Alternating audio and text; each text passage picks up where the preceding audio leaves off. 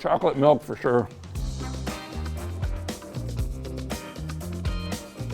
I'm Brian Joslin, content manager of The Garage, built by Eastwood.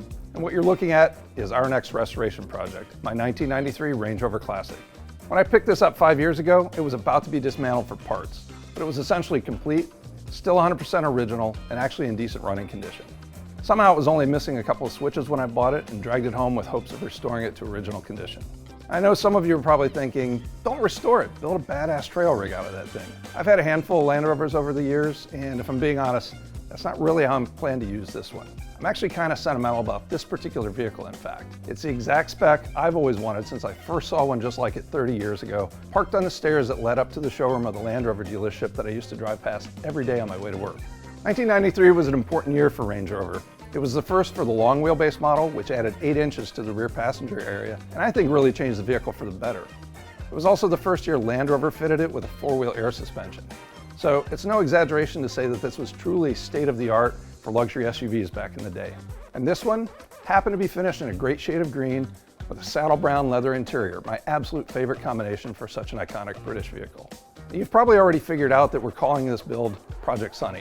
And you might be wondering what that's all about. Well, as chance would have it, this very vehicle used to be one of the film cars for the FX TV show It's Always Sunny in Philadelphia, which featured a green Range Rover as a sort of recurring character all by itself, often the subject of ridicule and abuse.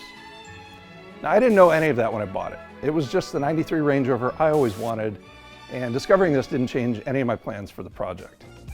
My goal was simply to own and drive a perfect example of the car I really wanted when I was just a 22-year-old kid who could barely afford the new Golf I'd just purchased. If you happen to be a fan of It's Always Sunny, I challenge you to figure out which episodes my vehicle appeared in.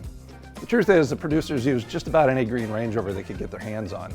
And in at least one episode, they even used a Land Rover Discovery. So it may not be all that hard to figure out based on a couple of distinguishing features on mine, which we'll show you in later episodes. But I can tell you this much, despite all the rust that lies beneath the aluminum bodywork, it's not the one that Dennis tried to sell from the bottom of the Delaware River, and it's not the one that got blown up. As part of the complete restoration, we'll obviously be addressing the rust on the inner body as well as the frame. That means we have a lot of welding in our future. In fact, we plan to touch virtually every nut and bolt on this vehicle before giving it a proper frame-off repaint, using Eastwood's new OEM Select factory match paint to make it look new again. We'll dig into some of the troubles beneath the surface in the next episode, but until then, we hope you'll give this episode a thumbs up, and of course, click on the subscribe button if you're not already an Eastwood subscriber. Thanks, and we'll see you next time.